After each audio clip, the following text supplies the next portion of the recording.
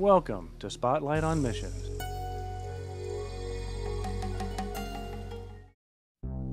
Part of your 13th Sabbath offering is going to help build a dormitory for Adventist young people in the Mongolia mission field.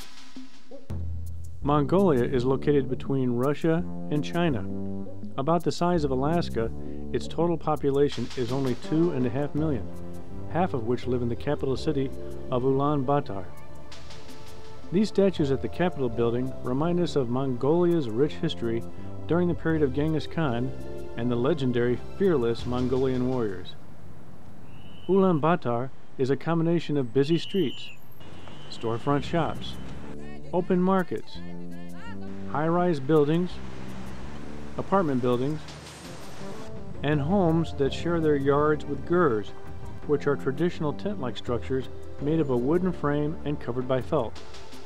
These gurs are what you would normally expect to find out in the Mongolia countryside, among the grazing herds of goats or the camel herders.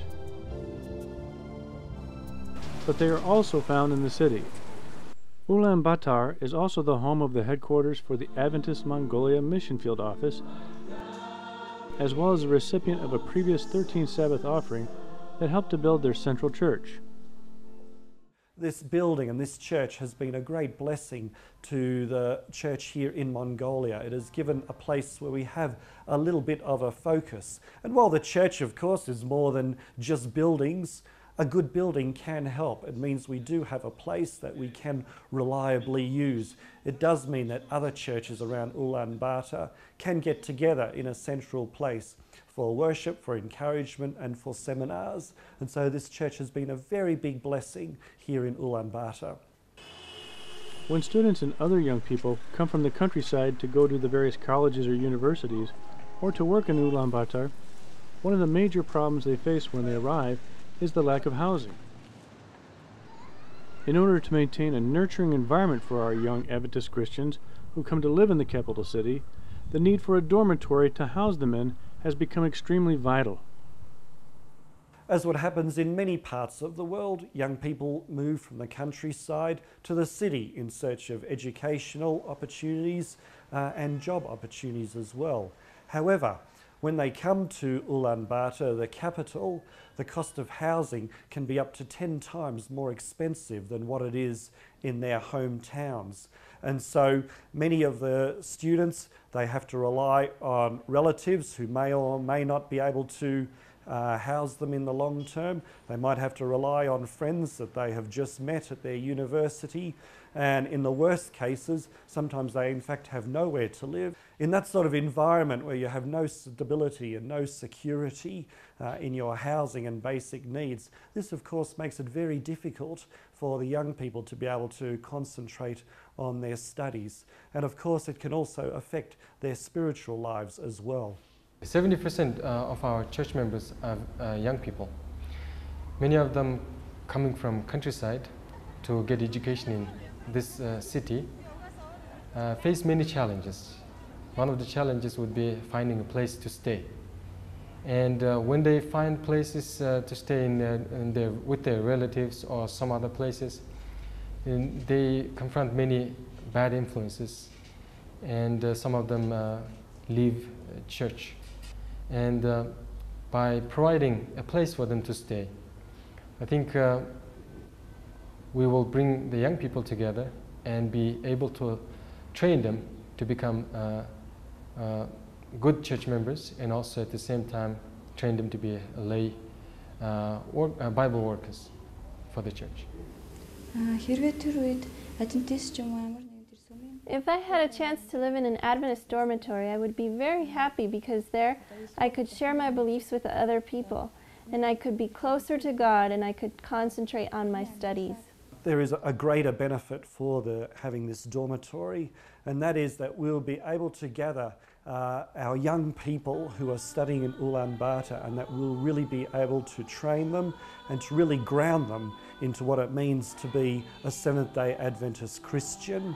We have no education system of any sort here in Mongolia, and so our interaction with our members is limited to church, prayer meeting, vespers, etc. There is no sort of background in Christianity. And so we see this dormitory project as a way of gathering the young people together, training them, giving them practical experience in missionary work on Sabbaths.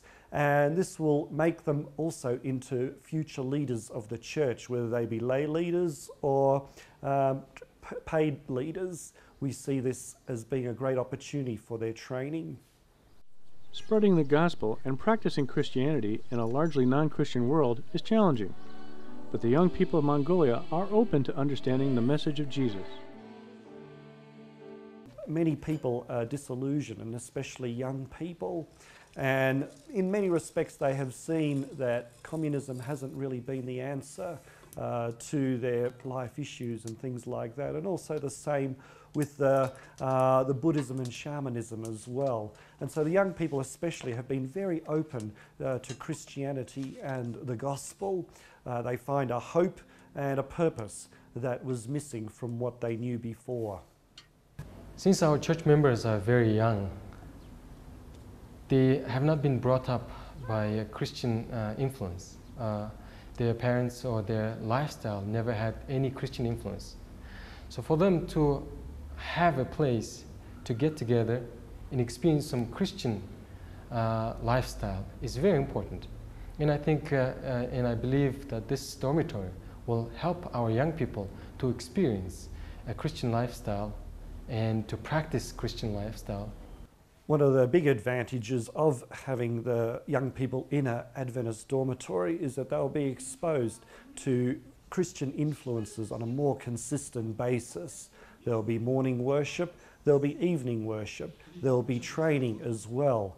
They'll be attending the church at the dormitory, and then they'll go out on Sabbath afternoons to help at other churches and to do direct missionary work in the areas around the dormitory. As they are involved more and more in mission and in a more consistent spiritual environment, this will strengthen them and ground them, and then they'll be able to show other people about the Christian way. Pastor Munam and his wife lead the Amazing Grace Church in the Gur district. Before they were married and raising their child in this apartment, the pastor's wife had a difficult time finding a place to live.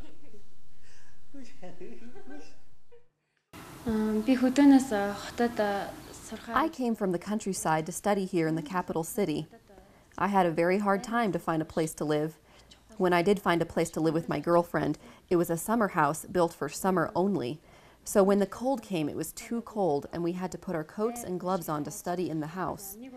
At the time, I thought, if I could live in a warm dormitory with other Christian fellows, I could have a good relationship with God. I could serve my God at the same time. I could study well. A large number of young people come from the countryside to the big city. Their first problem is to find a place to live.